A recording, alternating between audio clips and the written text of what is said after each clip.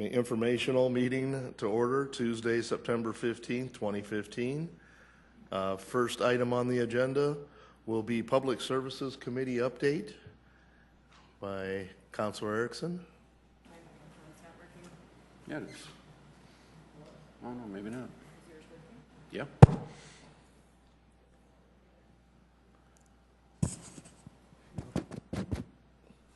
Somebody might have to trip the trigger. Here, I'll use Kermit's. Sorry, my microphone's not working. We had Public Service Committee meeting last week, and we discussed in great detail Uber. I think most of you were here. The committee just walked through what Councilor Rolfing, Councilor Karski, and myself and Jameson had been meeting with city staff as well as some of our staff to discuss potential changes to make sure that we're allowing free enterprise, and discussed all the challenges with Uber and how it might impact our city as well. Upon talking about that, the committee did decide to go ahead and bring an ordinance change forward that Councilor Karski did present to us, and that will be coming in the very near future. I believe that's all we talked about. Okay, any questions? None from the council? All right. Next will be City Council open discussion. Do we have any items for open discussion? Councilor Jameson. If I could borrow a mic. Sorry, folks, we are having a little microphone issues up here. So I'll just get cozy over here. So the concept was to review and potentially talk about some of our budget amendments for tonight.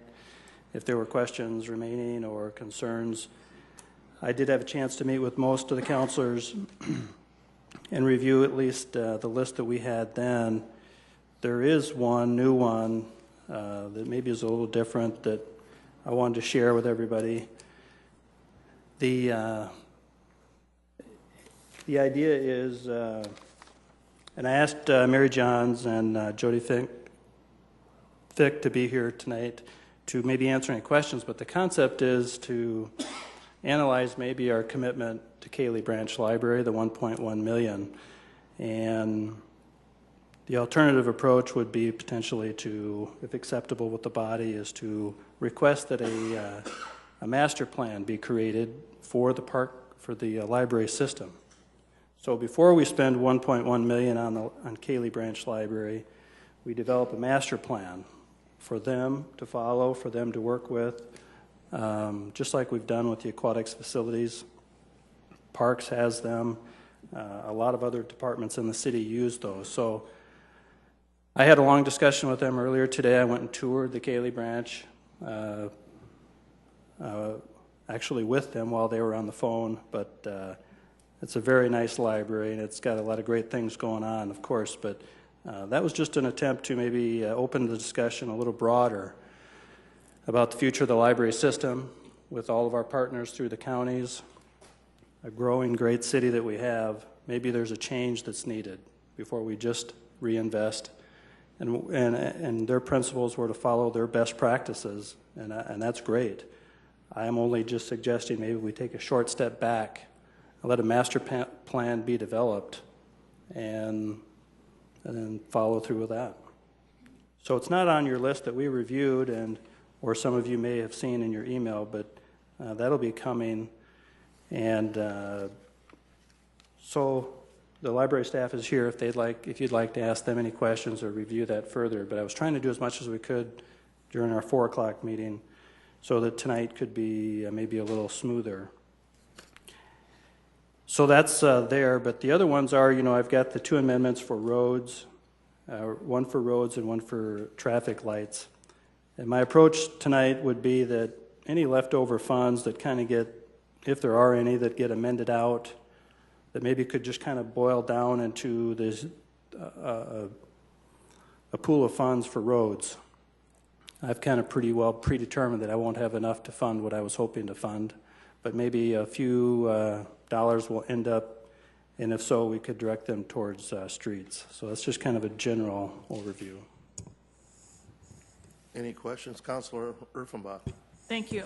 I'm confused about your questions about the library in terms of, are you suggesting that you don't want to do the roof and the maintenance issues that they're talking about now? You want to put that off until there's a master plan, or what's Yes, I would like to put off the capital improvements and as well as the operating budget improvements until the master plan has been determined, because it may be determined that the best approach long-term is to sell the building and not invest our money into it.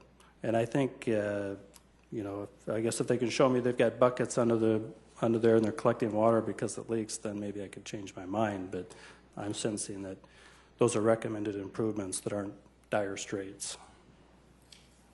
I realize it's Please council continue. open discussion.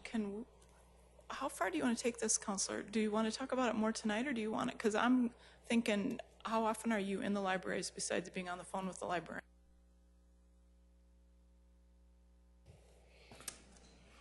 Here you go. Thank you. This will be a long night. It's going to be a long night. My concern is, I guess I would like to ask Mary Johns to come forward. I'd like to talk about this now. I'm very concerned about, because I don't feel like the libraries are some big expense that we have. I feel like that's an investment in the education and quality of life. And Kaylee Branch is highly used based on what I've witnessed for myself and what the numbers are that they're giving us. And so I guess if it would be appropriate, Mr. Chair, I would invite Mary Johns to come forward and to talk with us about that, if that would be okay. I think this is the right time to do that. Thank so you, yes. Mary. Would you mind?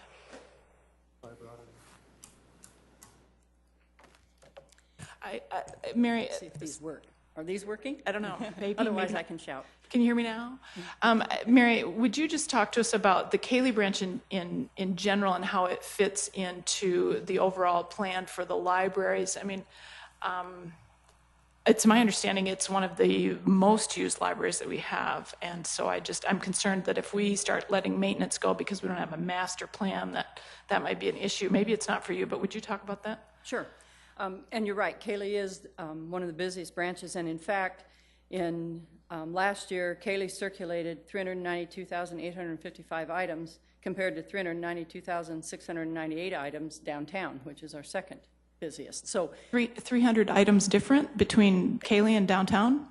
there you go. I got an Yeah. issue. So Yeah. it is truly a very busy branch. And we did have a nice conversation with Councilor Jamison this morning. And, I can just add that we talked about this when we were doing the space study, which we had requested funds for a couple of years ago. And that because Kaylee was a very busy branch and well used. And I shared with Councilor Jamison this morning that when I first moved to town, I thought, seriously, we have a library in this location because I saw all this open space. Well, what did I know? I was an idiot just driving into town, because what actuality has shown me is that, and Mike Cooper actually solidified this, because I went back to find out what was the premise when we built Kaylee. And it was specifically designed as a destination library for people who were shopping and using the Empire Mall in that area, and workers. I'm like, well, there was, a great revelation. And so we talked about it a bit more and checked with library staff. And what we find is that not only, even though Kaylee is not what we typically would call a neighborhood branch, you can define neighborhood a number of ways. And one of the things that staff tells us is that because we know this part about people going to the mall, and we identified that Western and 49th Street and Louise are all sort of feeder streets to that concept, and that they get people from the soccer fields, so you're out, and you may play soccer at Yankton Trail and live all over town. But again, you're here on Saturday morning, let's just stop by the library on the way, or drop off our books, or pick up something.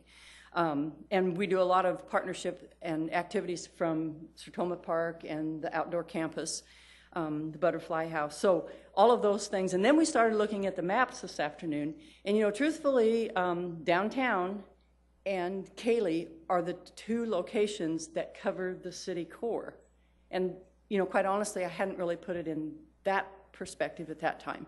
And we talked about the idea of, how do you locate libraries? And of course, the planning department has branches forecast for the 2019 to 28 CIP and the 2029 to 2038, which tend to continue to make some sense. And obviously in the library world, as I mentioned to Councilor Jameson, there are really three things that we look at in locating libraries, and that's traffic flow and making sure that, you know, it's in a high traffic area. If it can be near a school, that's an absolute plus, because obviously we're trying to reach a lot of young kids. And the third factor really is no barriers. Interstate highways are one of the biggest barriers to library service. And I've worked in communities where we were neighbors with another city, and a library that was less than a half a mile from people's residences was across the freeway, so they used the other city's library all the time because they simply psychologically didn't do those barriers. So, you know, we're certainly open to doing some additional planning for the future of library development and placement.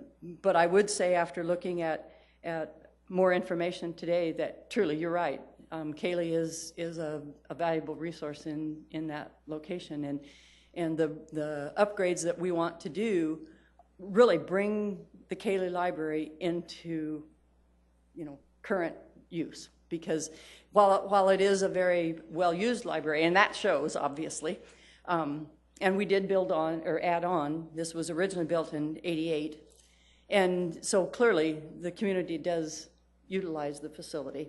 And when we did the space study, essentially what we're doing is bringing the library structure into, really, this is such a hackneyed phrase, but the 21st century. And because library services and the way people use libraries has clearly changed over the years. Mr. Chair, if I might, I wouldn't disagree with Councilor Jameson about the master plan, but I really disagree with taking away this roofing project and taking away the maintenance issues on a building that is this well used and this well loved. I know it seems like an odd spot, but it's always been so popular that I just really am uncomfortable making any changes. But I think maybe what we need then, Mary, is to see that, you know, we see the CIP in 5-year chunks. You and other administrators see it in 15, 20-year chunks. Maybe we need to see that from your perspective, you know, that long-term, you know, because there really is a master plan. We just haven't looked at it in writing. Maybe we need to do that. But I would urge council to not change that CIP request for library at this point. So that's my input. Thank you. I could add one more thing, if that's okay. Please. One of the things that has been discussed in a number of locations is co-locating facilities. And so as we were looking at the planning department's projections, you know, there are fire stations projected. There's nothing, quite frankly, in my mind that says you couldn't consider co-locating a fire station and a library facility, you know, or if there is, you know, a school coming in the area, pay attention to those kinds of things. Mm-hmm. So. Councilor Karski. Appreciate Councilor Jameson's comments, because when we were handed the capital, I have a question for you, but okay. Don't go away, Mary. When we were handed the capital budget for this year, I asked the same questions, or the same thoughts went through my mind. Why are we sticking all this money into this building? And I requested the usage requirement or usage statistics, and I was impressed with the usage of Kaylee. But going back to the neighborhood concept of libraries, would we not, if we were to move that library out further south or to an area that closer to a school, could we see the same usage? That location, I mean, I don't think parking is great. Getting onto 49th Street is difficult. It's not in a neighborhood, and it still could be a highly used library, but in a different location. And that land could be, I mean, it's pretty much commercial used all the way around it. I was using the same thought process, and when I saw the numbers, I won't argue that, you know, they do bear it out, but at the same time, couldn't we be better served, or couldn't some of our neighborhoods be better served by a different location? And I wish I had that crystal ball too. And my response on that, again, today, after looking at the maps again and thinking about things, you know, should we move that or, you know, do away with Kaylee in that spot? Now we've left a hole, again, in the core of the city, because it does serve a pretty significant chunk down there. And it was interesting to me to look at it the locations and think about them in different terms of what is the residential, and residential isn't the only thing, as I mentioned, about neighborhood. You know, we define neighborhoods in a number of ways, obviously. But seeing that then there would be this big black hole in the core, because quite honestly, downtown is not going to necessarily pull the people from the southern portions of the core to downtown. Councilor Urfenbach? If I might, just one more, I'd just remind council that neighborhood isn't just single family. That the Cayley Branch Library is surrounded on 3 sides by a number of apartment buildings. And if I go to work at the wrong time of day, I get stuck behind the school bus in that neighborhood right by the Cayley Library because there's so many children that live in that area. This is a well-used library. I would argue that, yes, we do need a library farther south, but that's a new library. That is not this library. This library needs to stay where it's at. Councilor Kiley? Thank you.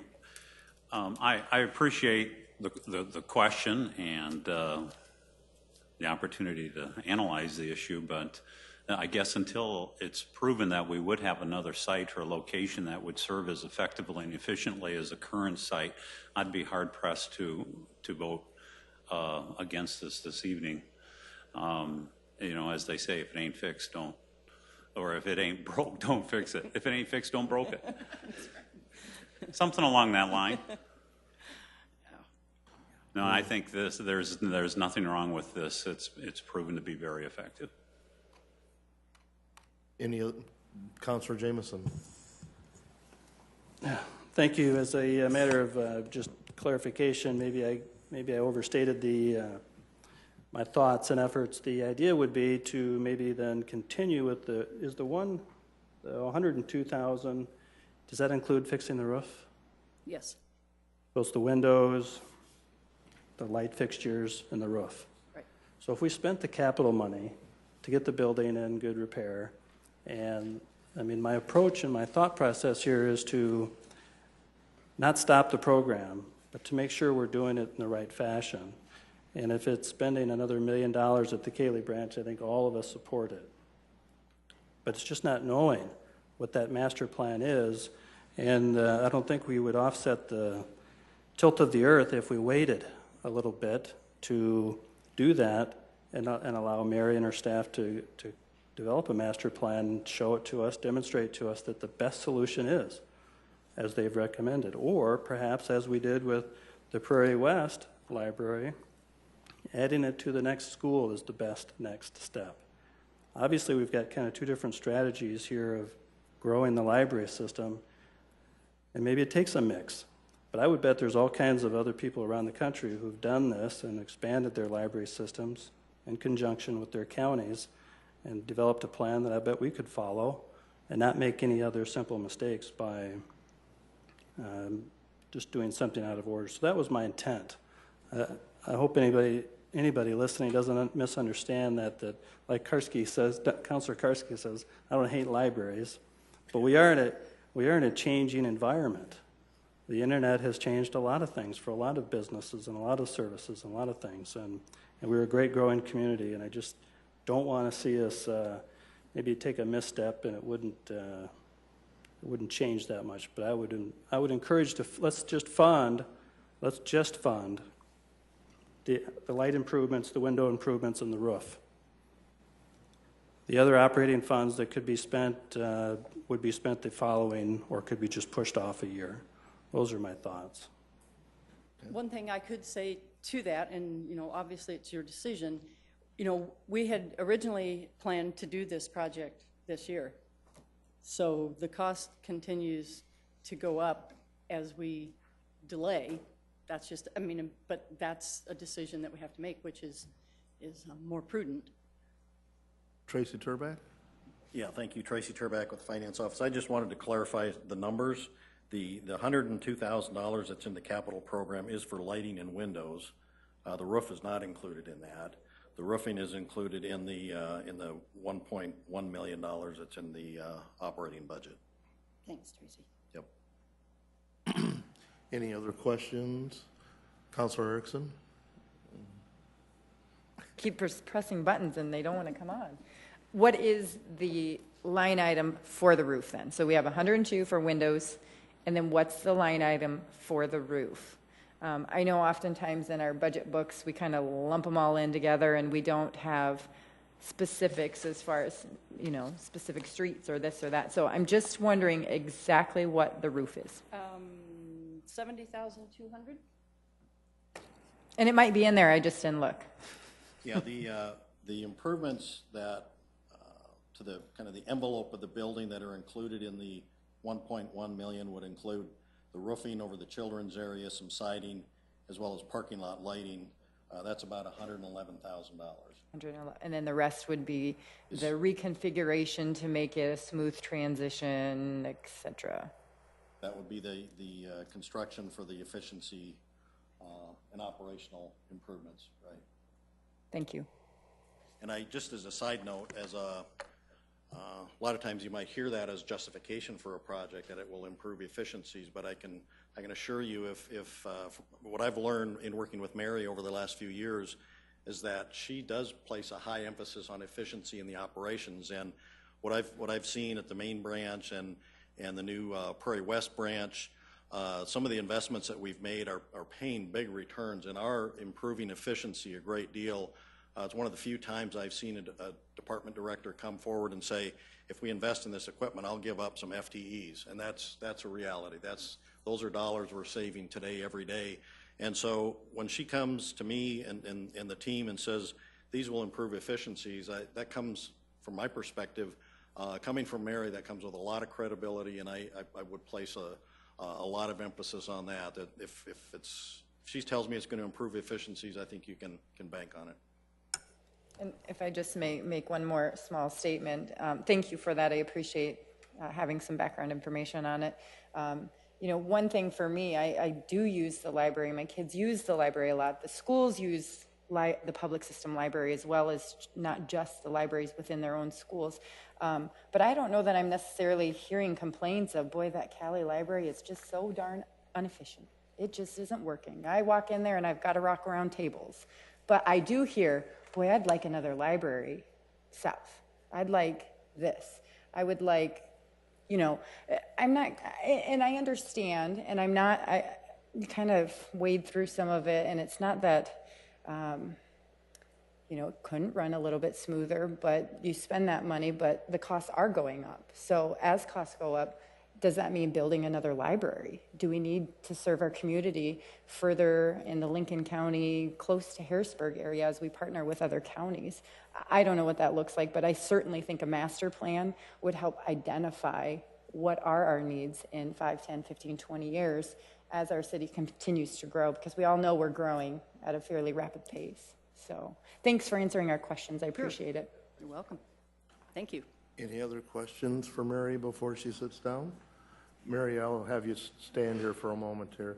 I guess my question is, with the operational changes that need to happen at the Cayley Library, are those things that could be moved to another library if that library was sold? That's a tough question, because part of that is about how customers are going to see, where do I go? It's because part of it is the convenience factor. Oftentimes, I probably shouldn't say oftentimes, but it's been my experience that in locations where you have either attempted to close, whether it was to close to move to another location or simply to close for economic reasons, a facility, you lose a lot of your support and usage, because people tend, and I know I'm, you know, slightly biased because I've been doing this for a long time and have a feeling about libraries. But when you take away something that's in a usage area, people perceive that it's gone forever, and they're hesitant to go to another location. So what happens when this facility goes away? And I'm all with Councilor Erickson and others that, you know, we need to look at facilities to the southern part of our community, and Councilor Jameson and I talked about this morning, and several of us have been in meetings with CCOG and other groups to talk about what are the options about some regional library service, which is a totally bigger issue and question than you all are dealing with tonight, for sure. And when we had the discussions about building Prairie West, I believe some of that discussion was around how we thought Prairie West would help relieve the numbers at Cayley, but it hasn't done that, has it? Well, there has been a significant amount of trade-off between the two. I think people use both facilities a considerable amount at this point, simply because they do run, you know, they're on that side of town and people are accustomed to, you know, going to the mall and dropping off or whatever. But we did see, you know, there's been some relief, quite honestly, for Cayley, even though their numbers are high. But what's happened is they've been able to do more programming and direct services for customers too than what they've been able to do in the past, which helps as well. Okay, because, and again, in reference to Councilor Jameson's conversation this morning too, and about the changing world of libraries, and as I mentioned him, years ago, remember when computers came out, we were going to be the paperless society, and I bet you we all have more paper than we did then. And the same is true with internet. The mayor in El Paso said, we don't need libraries anymore, we have the internet. Well, that's not really true, because learning, we're more than about just books, so that certainly is our focus. And there are stories all over the country of people who are clamoring for books, and many more programs based around books, and people coming to libraries and wanting book groups, and kids, which is exciting, you know, really still into the books. So we still have a very strong component that will, I think, always be there. And the advent of technology and the internet has only allowed us to offer more opportunities and experiences for people, and to make it more efficient for them. Thank you very much. Thank you. Just a quick statement on this. Councilman Jameson, I think that your ideals are well intended. I just feel that the Cayley Library has shown that it's a valuable resource for those in the southern core of the city. The numbers show that it is a very well utilized facility for the problems that it has.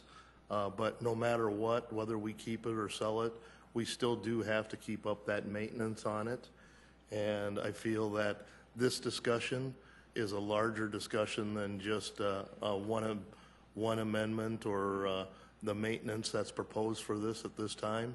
And I would like to think that this would be something that maybe Public Services could take up and take a look at a long range plan for libraries in Sioux Falls and the regional library system also, because I don't feel it's something that's been looked at since we've been on the council. So any other questions or comments?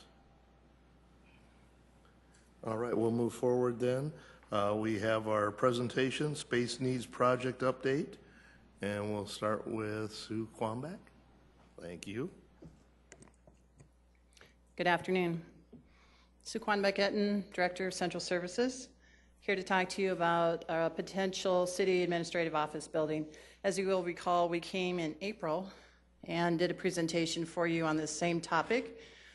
We were planning to give you an update in a couple of weeks, but Councilor Anderson Jr. asked us if we could come a little bit earlier, and so we're here today to give you an update on this. What we're going to cover today includes the following: a little bit of space needs history.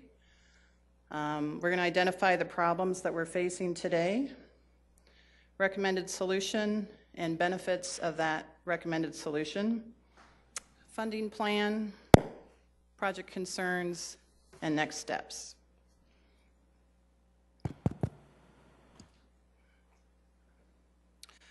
This is not a new topic. This discussion has been going on for 8 or 9 years minimum. Space needs study was conducted by the prior administration in 2007, and as a result of that, they considered purchase and renovation of a lot of different buildings: the Midland National Life, First Dakota National Bank, this old CNA building, 10th and Main office building, and the Dakota Lofts lot. So a lot was vetted through in 2008, 2009. In 2012, this administration also did a formal space needs study, and we implemented some short-term fixes. We are leasing a building in 100 South Dakota Avenue building. We had to move a couple of our smaller departments out of City Hall and across the street to this leased space. We have been working on maximizing the square feet as best we can within City Hall. We did ground floor renovation last year, and we're finishing up second floor renovation this year. And I have personally been involved in vetting over 20 locations in the last 2 to 3 years. So we have been doing our due diligence to look at all possibilities. This slide shows you that if we continue at the current pace of growth in terms of population and city staff growth, we're going to need an additional 573 city employees over the next 25 years, albeit many of those will be public safety employees, police and fire, and staff to install and maintain our infrastructure for streets, sewers, our buildings, etc. But certainly not all of them would be out and about. Many of them are going to be office workers. And so we're going to have a continued need there for additional office space. And we also need to provide good customer service to the public within our city buildings. So you might remember, you're somewhat familiar with this slide. This is showing the number of employees based on 71 city employees needed per 10,000 population.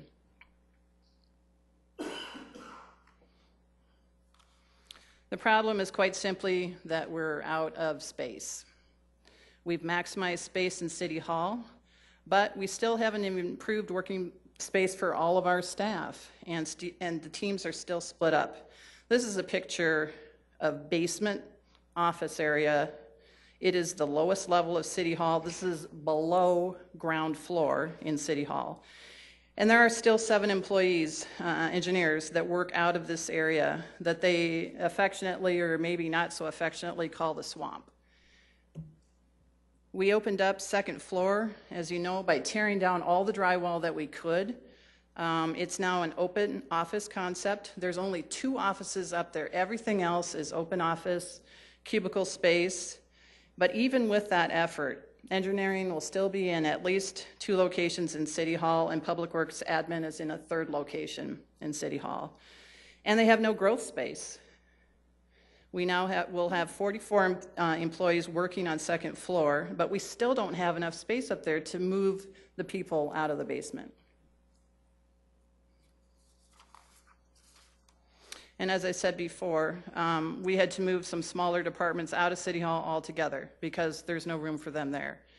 We have next to no future growth space in City Hall. We have 1 empty workspace on second floor in the HR area. We have 5 future growth workstation space on ground floor. And if we don't begin the process of building another building soon, we're going to be forced to lease even more space as we need to continue to hire new employees.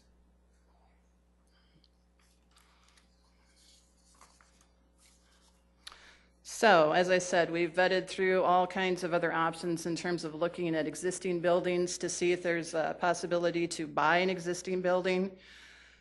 And we have arrived at the decision, our recommended solution is to build a new city services building.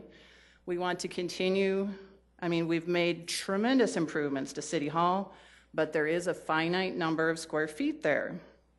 This is a picture of the new permit counter on ground floor, which is a great improvement. The old counter space used to have a sign hung on the door that said, "Please open door slowly," because you'd knock into people standing on the other side of it. That's how it is. So it's wonderful we've been able to maximize the space that we have. So we'll continue to finalize the improvements to City Hall, and then our next steps would be to vacate and repurpose 3 buildings in anticipation of a new city services building that would be in addition to City Hall. So this is a concept sketch only. But a steering committee looking into the city's space needs recommends that the new city services building be built north of the 8th and Dakota ramp. It is viewed as the most desirable option and location. The location is great. It's close to the downtown city government campus. It's adjacent to an existing public parking ramp. It's kitty corner to a park, and it's close to Minnehaha County government campus. I think we all agree leasing is not a good long-term option. We already own the land, so that's a definite plus, and costs are only going to go up. And as we strive to improve departmental collaboration and the quality of the employee workspace, this is the right thing to do for our staff, and it's important for future recruitment and retention of those employees.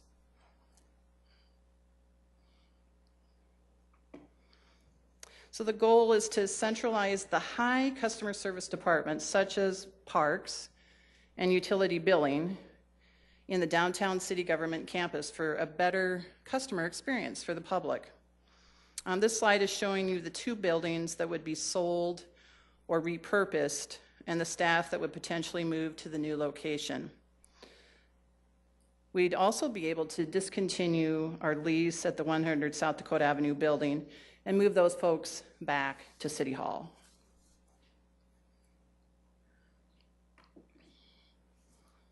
So this is an aerial view of the downtown campus. It includes city and county buildings.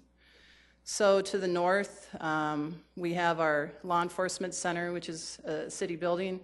We have our public safety building and jail, which is a county building, county admin building, the courthouse. We have the Siouxland Health and Human Services building, and that one is owned by the county, but the city leases some space out of there for the health department. The main library is item 7 there. We have our City Hall Annex, City Hall, Carnegie Town Hall, and the space that we're talking about is smack dab in the middle of it all. Our intent would be to install clear, consistent signage like you would see on a hospital or university campus.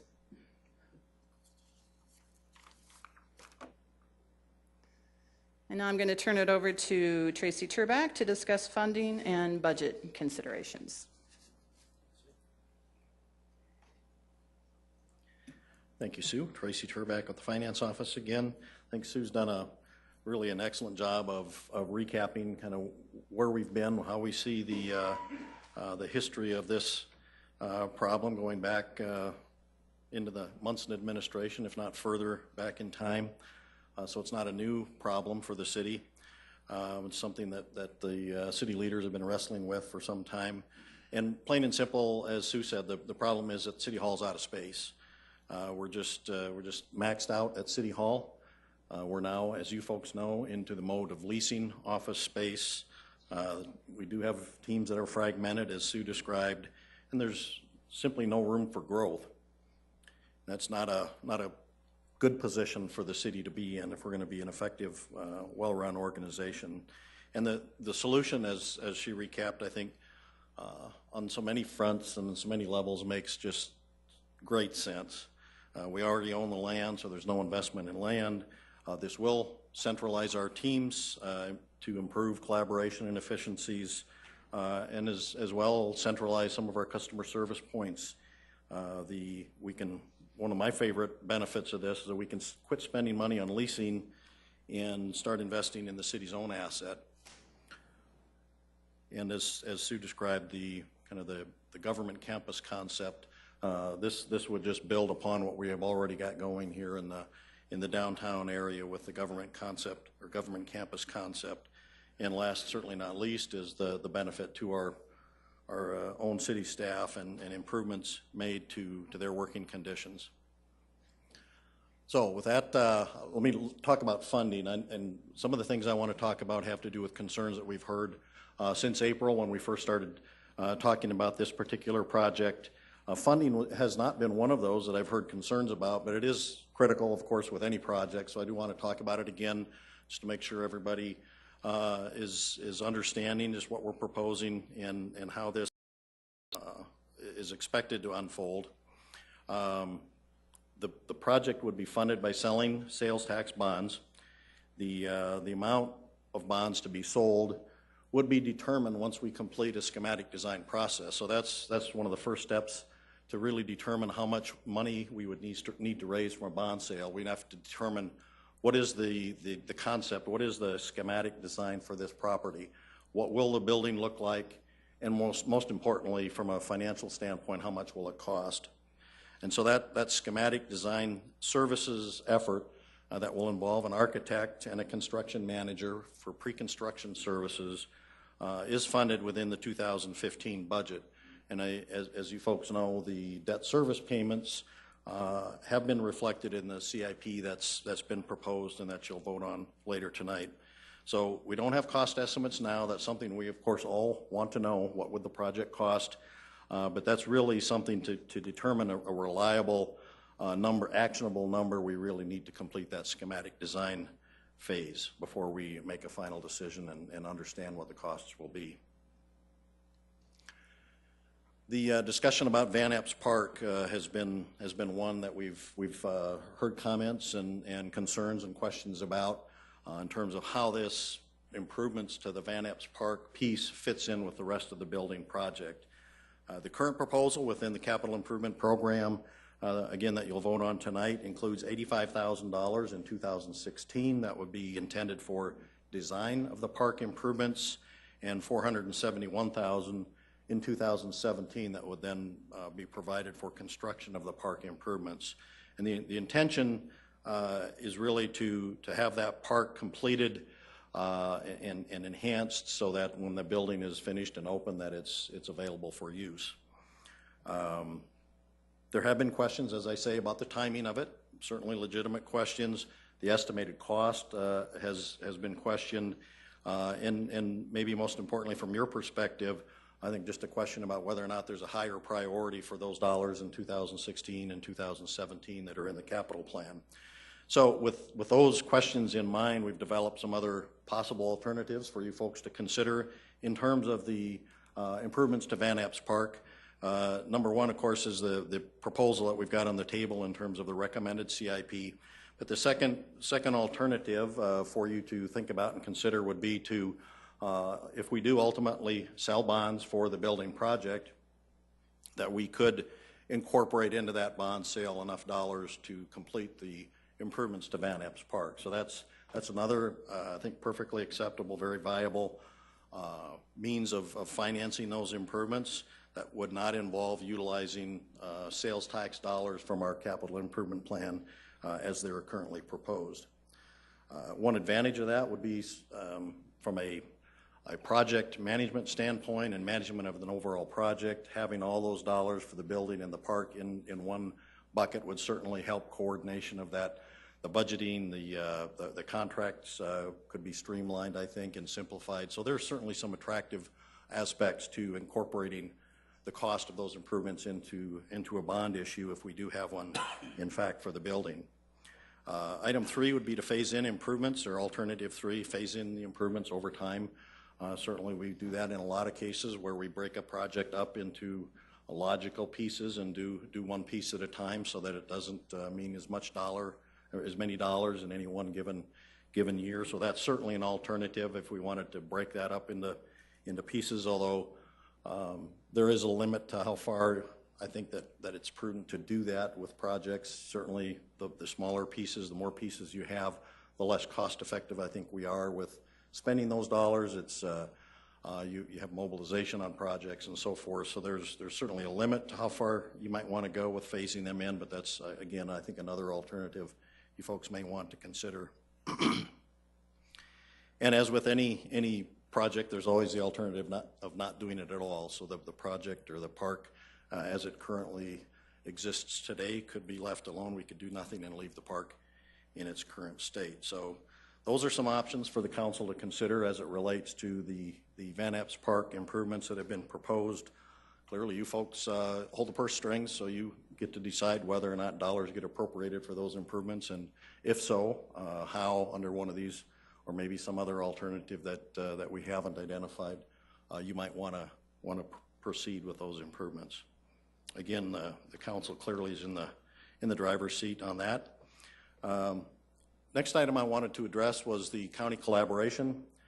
This project, I think when we first talked to you folks in April about this specific project, there was a lot of excitement about the possibility of the county participating as a full partner in the project.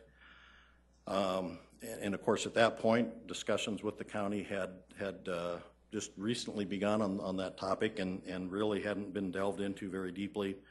Now, I think we do clearly understand that the county has bigger fish to fry, so to speak. They have some very challenging priorities that they must address, understandably, first before they talk about investing dollars in office space, and namely their jail space needs is, I think, at or very near the top of their priority list for their facility needs. With that said, the project team isn't ready to give up or throw out the idea of county participation in the project in some way, shape, or form. I think there are some, and will continue to be some opportunities for county participation, even if it is not as a full partner on the project. The plan and the intention would be moving ahead with a building that we would plan to build for more than what's simply needed today.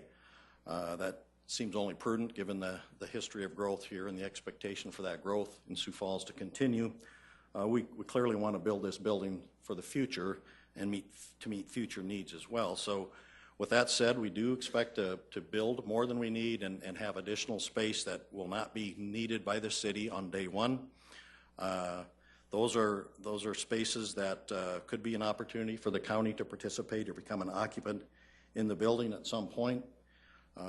Once they've solved their jail space needs, and this could certainly be a very good interim step perhaps for the county in solving their long-term office space needs. In addition to that, and maybe more importantly, more relevant to the long term certainly,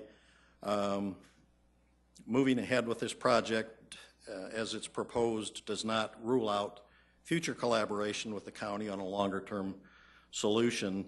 The building will be designed with maximum flexibility in mind. Sue talked about how the second floor in City Hall has been opened up, a lot of the walls taken down, so there's a great deal of flexibility as to how it can be configured, what kind of use that space is put to, and that would certainly be a theme and a philosophy that would be carried through with this new building as well, to maintain maximum flexibility in terms of how the space is used. Perhaps more important is the concept of designing it with the idea of future expansion in mind. And I don't know today what that would be, if that would mean designing it so that more floors could be added, if perhaps it's situated on the property in such a way that another building could also be located there at some point in the future. But I think that's key to the long-term success and to maximize the utilization of that space, is that we do plan for future expansion, and certainly that opens the door wide open at some point in the future for the county to collaborate with the city on either an addition to this existing building or perhaps another space on that same site. This is very, very likely will not be the last building the city ever builds, so I think the future opportunity for full county participation and partnership in the future certainly exists regardless. Moving on now to project milestones and some of the next steps as we see it with this project. Over the summer, this past summer, architect proposals have been solicited and received. We've completed the selection process, and a contract with an architect is currently being negotiated. The proposals for construction manager have been advertised and have been received. We haven't started the screening or selection process yet for the construction manager contract, but that will begin very soon. So that's kind of the status of where we are today. but I want to reassure you that we're not making assumptions that the project is a done deal. There's not an assumption here that this is simply going to be rubber stamped. We understand certainly that the council has the final say on whether this project moves forward. We are quickly approaching, I think, the next decision point or the next gate, as I've said it before, in the process where the council will decide if we go to the next step, if we will take that next step. And we expect that to happen fairly soon. That would be bringing the final negotiated architectural contract to you for consideration. That could happen as early as next month to seek your approval. And again, that's key to completing that schematic design phase. And the construction manager contract, very likely, if the architectural contract is approved in October, then the construction manager contract would follow either late October or early November, I would expect. Again, council approval of these contracts would not and does not represent final approval for the project or the building to be built. It really simply takes us to the next step where we can answer some of those fundamental and very critical questions to provide you with the information that you need to make a well-informed decision. Again, that key information we can really only answer with completion of that schematic design phase, and that would be phase one of what would be the proposed architectural contract that comes forward, we expect next month. We also talked about, in a number of projects that we've done, we've had citizen committees, the event center, with the aquatic center. This project really doesn't lend itself so much to having citizen input, but we do think stakeholder input is important. Clearly, those departments that we would expect to be located there would have a lot of input into the process, and we would certainly hope the council would have an opportunity to provide input to the architect as well in terms of, from your perspective, what you see as important in this project. So that would be incorporated into the schematic design part of the process once an architect is on board. Looking further ahead then, a little bit further, if we do gain your approval on the architectural and construction manager, kind of taking that first step, getting through that first gate to begin schematic design, we would expect that would be completed first quarter of next year. And so that schematic design then again would really answer those, what I think of as the two basic questions we have to have answers to before we can make an informed decision about whether or not we move ahead with this project. Number one, what does it look like? How big is it? How many square feet is it? Is it 2 stories? Is it 3? Where does it sit on the property? Is it going to be connected to the parking ramp? Won't it be? How does it relate to the park there? There are just a lot of those things that can and will be determined through that schematic design process. And those are things you folks should really understand, I would think, if I were in your position, before you would make a decision to say yes or no, we're going to go ahead with this or we're not. So that's one key aspect of what we will learn in that schematic design process. The second key thing is, what will it cost? I don't think we will, any of us, ever proceed with a project without having some idea of what it's going to cost. And the best way to get the most reliable number is to complete that schematic design process. Get the architect on board, a construction manager to provide those pre-construction services that will answer those two basic questions. What does it look like and what will it cost? Only then would we come to the council with a request to move forward with the project, if that's kind of the conclusion that the schematic design process leads us to. And so it would be first quarter of next year that process would be completed, the schematic design work would be done, we'd have a good reliable cost estimate, and we'd come to the council and seek your authorization to proceed with the project if we felt that was the appropriate thing to do, and then as part of that decision to proceed with the project, of course, to issue the bonds to fund the project. So those are two really key decision points. Again, the one coming up here this fall to determine whether or not you want to proceed with the schematic design process. And if the answer to that question is yes, well, over the next several months, that process would be completed, and then first quarter of next year, we'd come back with the results of that schematic design, tell you what it's going to look like and what it will cost, and get your authorization or seek your authorization to move forward with the project. So again, just to reinforce that that's the process. There's some key decision points and gates, and you folks really, again, are in the driver's seat in terms of determining whether this project is going to move forward. So with that, I know both Sue and I are here, as well as some of the other team members, to answer any questions you folks might have. Thank you. Thank you, Council Chair. First of all, the construction manager at risk, I'm fully supportive of that, and if you do any research on a construction manager at risk, the time to have them is when you're doing the design, and they're there to help us so that the costs of the project stay within reason. So I supported that when we first started this process, and I will continue to support that. I do have questions on a couple of things and concerns I just want to bring out. The county's going to be starting, as you said, their own project, and one of them is the jail. As soon as they start that project, they're going to lose a lot of parking, and they're relying on the city right now for that parking in the very spot we're talking about building a building, and we'd be taking away more parking downtown if we construct there. I don't like the location, okay?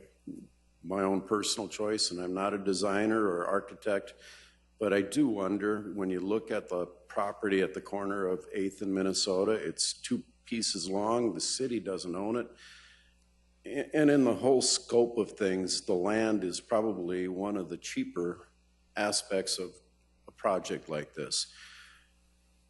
I'm kind of winding around here, but I'll make a point. One of the reasons why we were talking about Van Epps Park is to improve the main roadway into Sioux Falls from the north. We want to improve it. It's not very impressive right now. Well, that corner on 8th and Minnesota, I'd have to say, is not very impressive overall either. If the city bought that project or that land, and it's about the same size if you look at a map as the parking lot we're looking at, we could really do a lot with that corner and that whole location. We could tie a building into the parking ramp. We could have a city building on the corner of Minnesota and 8th instead of tucked on the bottom of the hill in an area that, let's face it, there's businesses and such down there that are less than desirable for where I'd want to put a brand new city building.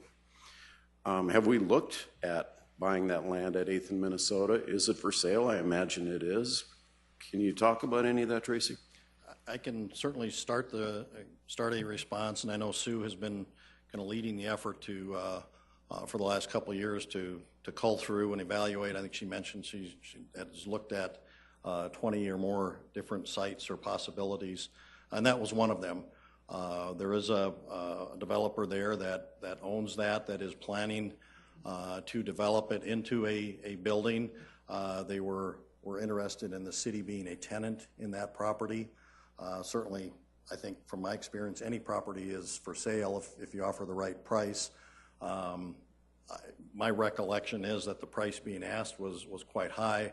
One of the I think perceived downsides of the city locating there is that it prevents a commercial enterprise from locating on that corner, and it certainly, I think from a lot of people's perspective, it would make more sense for commercial uses on Minnesota versus government uses. It just seems like that would be a higher, better use of that real estate than to put a city facility on that corner. It's a very, as you know, highly traveled street, certainly an ideal for some commercial development at some point. I know there's a sign up there now about Mr. Hansen's, the owner of that property, his plans to develop that. But yeah, we've had a number of conversations. I don't know how far into the details you want to get. Sue can certainly share kind of her experience with that particular piece of property if you'd like.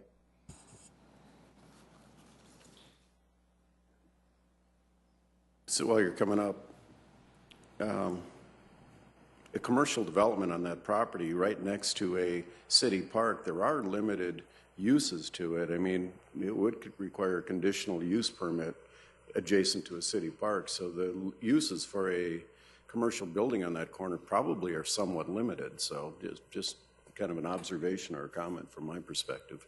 Sue, welcome. It is a rather large parcel of land. The owner purchased, I think it was 4 or 5 parcels that were adjacent to one another over time, and hence now has that whole area. The building that is planned there would be very large and have multiple tenants. They were certainly interested and approached us to be a primary tenant in that building, but we certainly would not be alone in that building. There are other interested tenants. I've seen schematic designs, certainly these aren't finalized, that have a 5 or 6 story building there with potentially 140 to 160,000 square feet of space for multiple tenants.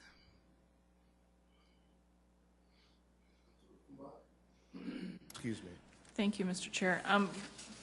I have to disagree with Councilor Karski. I kind of like the location. I like that campus feel of, kind of government from one end to the other of that street. So I'm kind of in favor of that. I did also like Councilor Rolfing's idea of putting it on the parking ramp between where City Hall is now and where the annex is now, but I got that one poo-pooed too, just like he did. So that was, you got to keep bringing it up, right?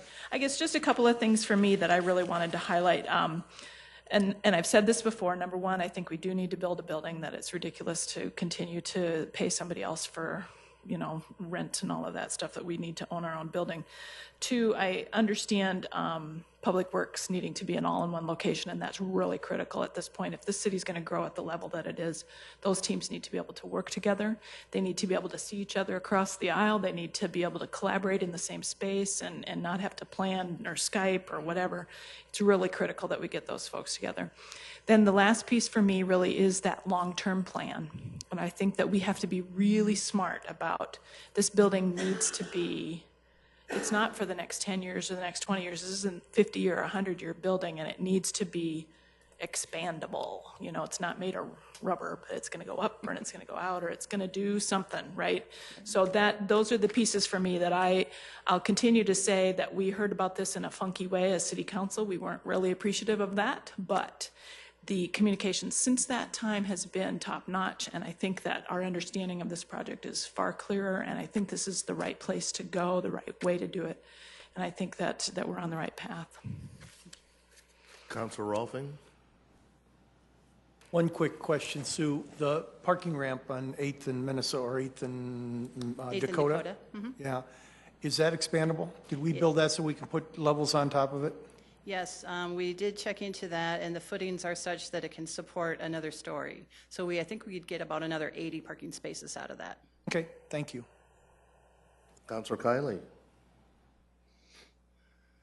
Well, I don't think that it's a secret that I'm a proponent of this particular project.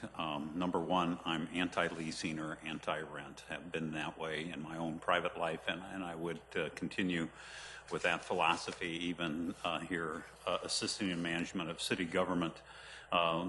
Money spent on leasing just never comes back, and you don't have an asset to show for it. I am very pro-employee as well, too. And when we have employees that are scattered around different buildings within the same department, it's just not very conducive to a good, positive work environment. Trying to address that so that we can provide that good work environment. It promotes well-being, collaboration, in which I think that also equates then and leads to better service to our citizens, which ultimately what we are trying to provide here as well. And I'd just like to emphasize some of the things that you had pointed out previously. I mean, everything that we've done so far is basically short-term fixes. I mean, leasing, and we've already addressed the pitfalls to leasing, associated with leasing. And then maximizing City Hall. We have, despite our best efforts, we are still just bursting at the seams, and we still need space. And it's very obvious, at least to this councilor, that we are going to need additional space. And to put it off is just going to exacerbate the problems that we already have, that already exist, and the cost of building is just going to escalate. So I think we're putting off the inevitable if we do that. And then just the chart staying ahead of growth. I mean, by 2040, projection of 70,000 additional citizens in the city of Sioux Falls, equating to an additional 573 city employees. I mean, we do have to house them someplace, and even though that, to some, that might seem like that's a long way off. Imagine if our forefathers had not considered building a city hall and we were leasing space all around the city, where we would be at today without their foresight. So I'm very much in favor of this for a number of different reasons.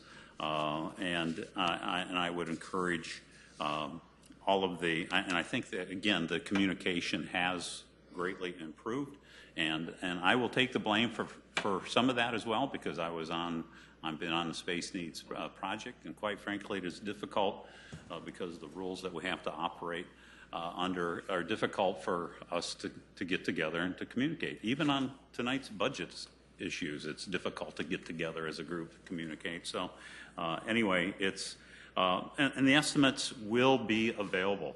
I know that there was concern about that, and the estimates will be available before final decisions by this council are made. So I thank you for your efforts to overbuild and to look to the future and future expansion. I think this is just a plus for the citizens and for our city employees. Councilor Jameson. Sue, we spent some time on the phone the other day talking about this. I appreciate that call from you to try to get some questions answered from me. And we reviewed a lot of those, and you've covered a lot of them in your new presentation, and I guess that's good. The other question, though, that we talked about, an item that's kind of not really been brought up except just subtly, is the adult use building down the street. It's a one-way street. Everybody coming in is going to go past it. Everybody goes to the library, generally goes past it. What is your take on that? How do you feel about building probably what would be, I would sense, a substantial investment next to that? What are your thoughts, or what are your feelings? Well, my hope is that by building, first of all, it may just curb business at that location. I don't know. The other thought is that having more buildings surrounding it and will spur further development from others. So that would be the hope there too, that if we build this beautiful building next door to it, that would help spur additional development in the area.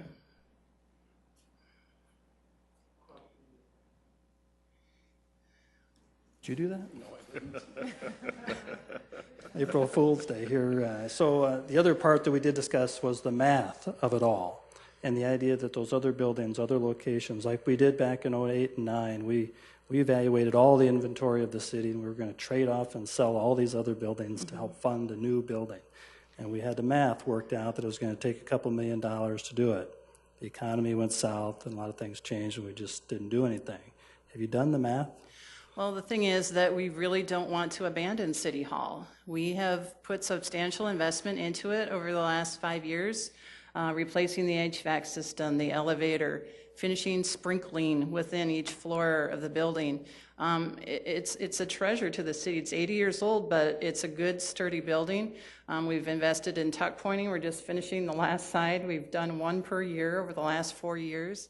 And we really have no intention of abandoning City Hall. But what we want to do is have an additional space for office workers and, again, for the future growth. Now, utility billing is an option in terms of if those folks end up moving to this new location, potentially we could sell that. That's an option, or we might decide, since it's so close to the new event center in that complex, we might decide to repurpose it for something else that SMG might see a need for, or simply for storage, things to do with the event center complex. So that remains to be seen. And then in terms of the parks admin building, that's at 6th and, is it? Phillips. 6th and Phillips, thank you. That's, it's possible that we might choose to sell that building. It's also possible that we might choose to repurpose it. There's a lot of activity that might happen there in terms of Levitt Pavilion and other discussions that are going on for that green space. that's very close to the parks admin building. So we might choose to keep that as a city building and repurpose it. Maybe, you know, an outdoor ice skating rink is something that's being discussed. Maybe we would choose to have it as a warming house and rental area. So that remains to be seen too. In terms of the other buildings, I mean, we have over 600,000 square feet of office space, and I know that because I have people that clean it and take care of it. We do need to be in multiple buildings, in multiple locations. Fire stations, obviously, libraries, things like that need to be in multiple locations and multiple buildings. A law enforcement center is a big, beautiful 85,000 square foot building. It needs to be its own building. So kind of the way that and certainly we've explored and talked about all of that. We own 34 buildings. That includes everything from the pavilion to the Orpheum and all these other things.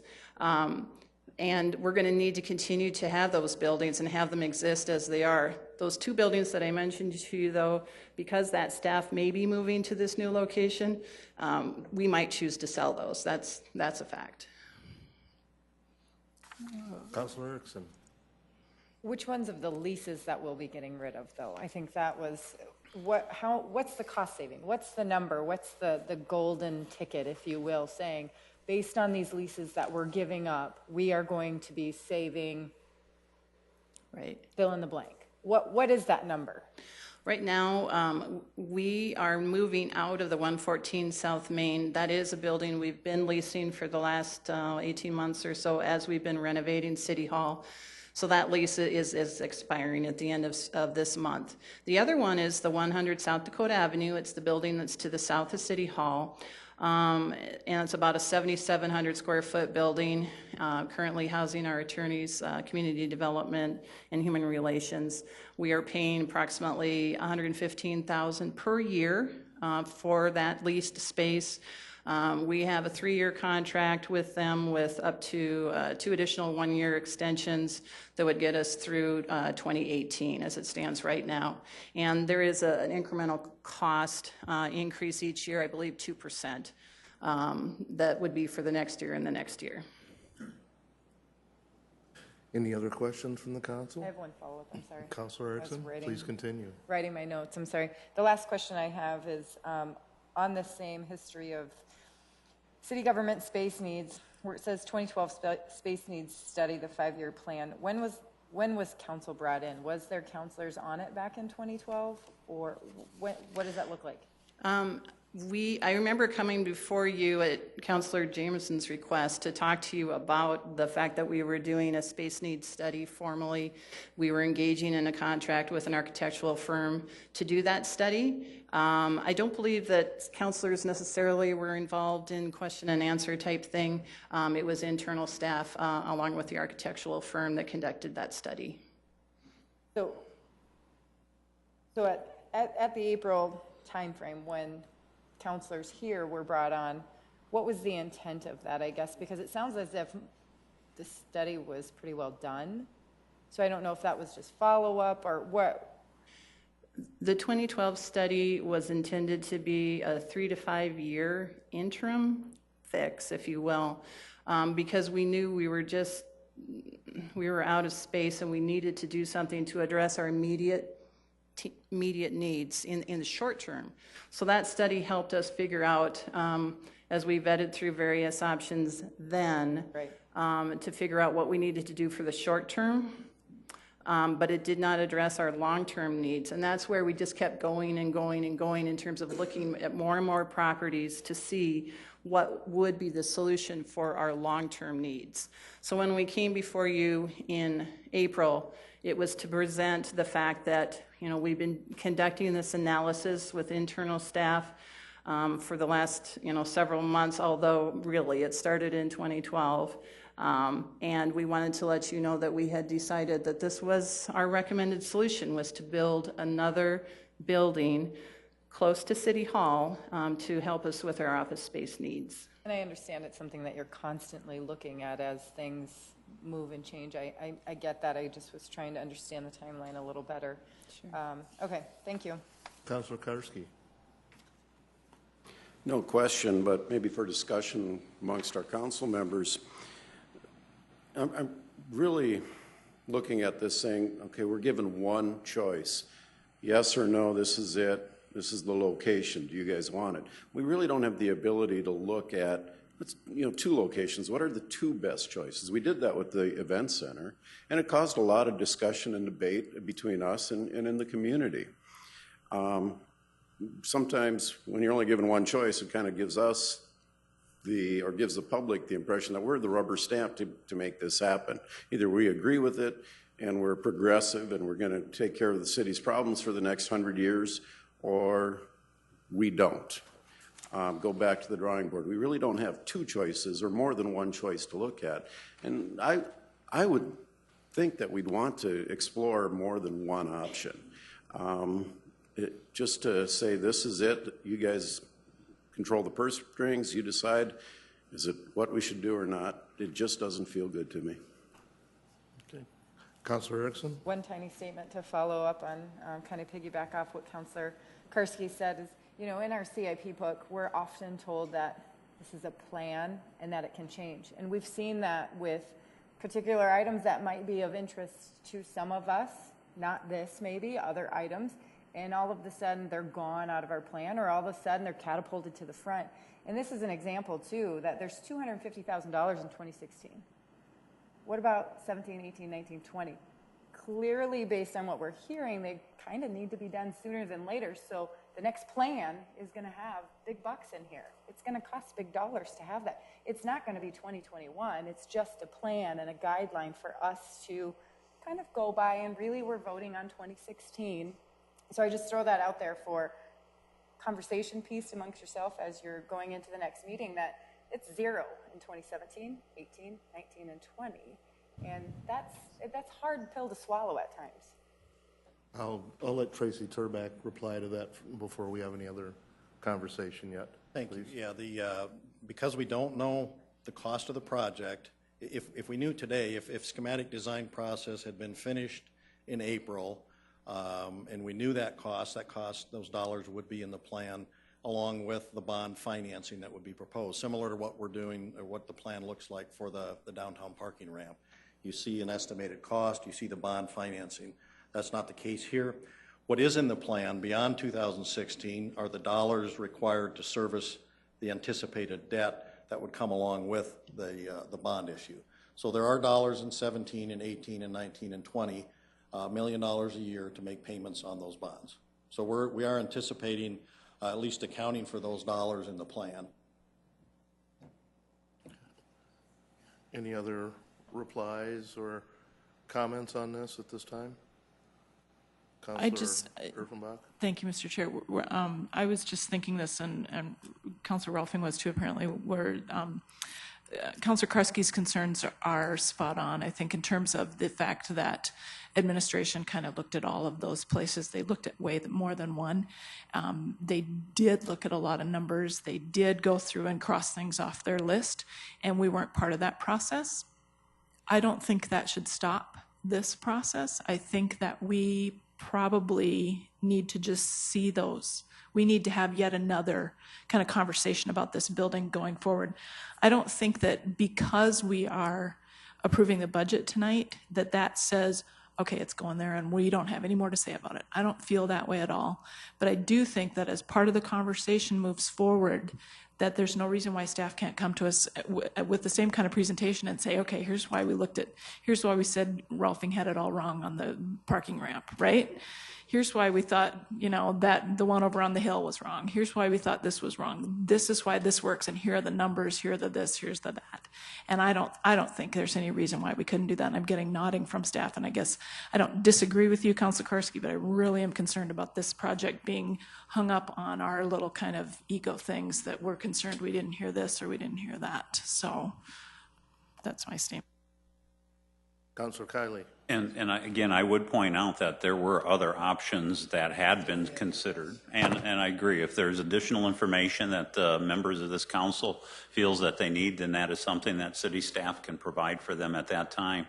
But because you were not privy to the information that Councilors Anderson, Rolfing, and myself were once we were brought on to the space needs conversation. So I guess I would encourage you to continue to ask questions, but to support this as it needs to be supported here this evening. Councilor Jameson. I'll just ask a question. How many meetings did you, the councilors who were with this, how many have you had regarding this building? Yeah. I'll bet our crack, project manager will be able to tell us, what, 3, 4? 3? Yes, we were brought in when a lot of the preliminary work, I'll say, was done. And so we looked at, and that was given to us. And so, yeah, to see some of those other numbers would be a good thing for all of us, I think, and help us better determine how we're going to go in the long run. And I would add that I've been involved in several additional meetings because I've been involved in the review of the proposals for the architect, and as well as a review of the proposals for the construction manager at risk, and then the actual selection and interview, and will be involved in the interviewing process with construction manager at risk. So I have been involved in several meetings outside the other group. I was just going to mention, Councilor Karski, in terms of the other properties that were considered. I went through today to count them up. I knew that there were certainly more than a dozen, probably less than 30. But I have all the addresses here of the 22 properties that were considered, and I can give you additional information in terms of why each one really didn't fit our needs. In many cases, it was because the building was simply too small. DM&E building, for example, we looked at that, certainly would need renovation, of course, to get it up to snuff, but simply not big enough to accommodate needs for 20, 25 years plus. And, parking was a concern there, and in many instances, the location was further away from the downtown campus, and but I would be happy to provide more information to you on this list. Councilman Karski. If I may, I don't want myself, and I don't think we have to look at 30 options as a city council, everything that was looked at or might be looked at.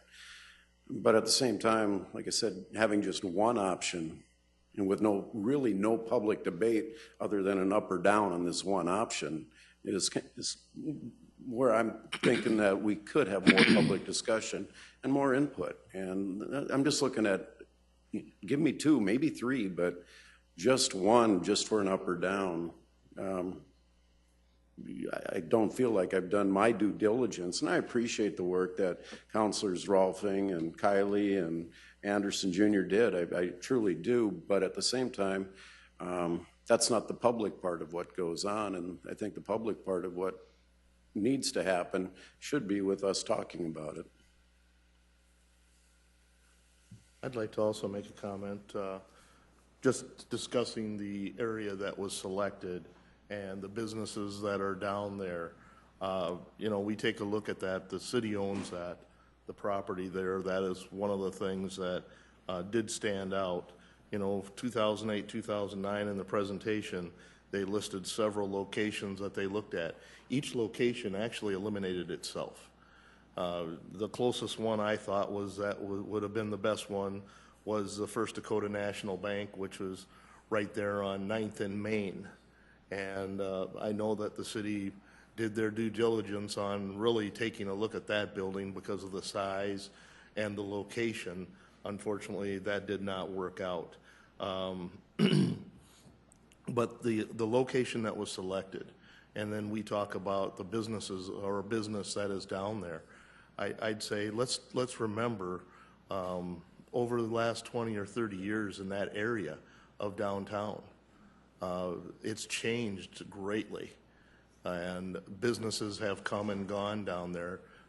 Where our parking ramp is, there used to be a business there that I remember the city wanted that business gone, and when it did leave, the city purchased that property to make sure that whatever was developed there was what they wanted to see.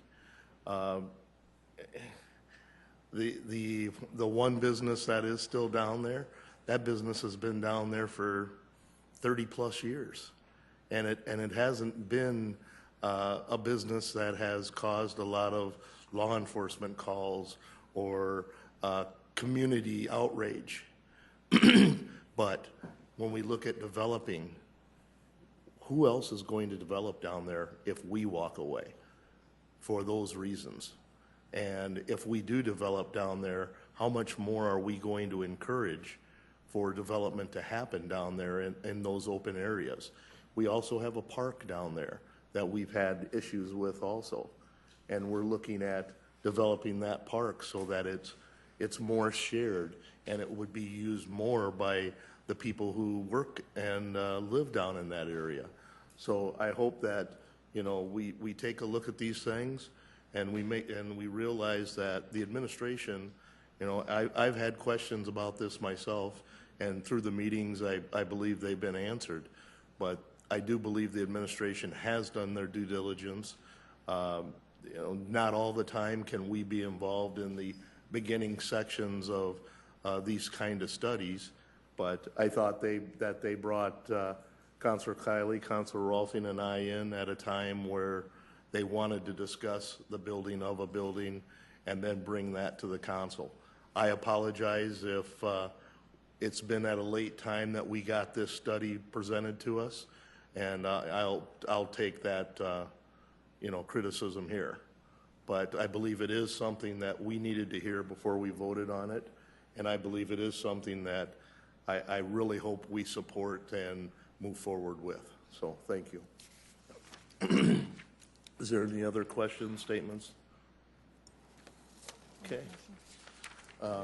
Chairman, I would move that we move into executive session pursuant to personnel matters pursuant to South Dakota Codified Law 1-25-21. Need a second, please? Second. All right. I'll have to ask everyone to please leave as we go into executive session. The informational will end when the executive session is over. Thank you.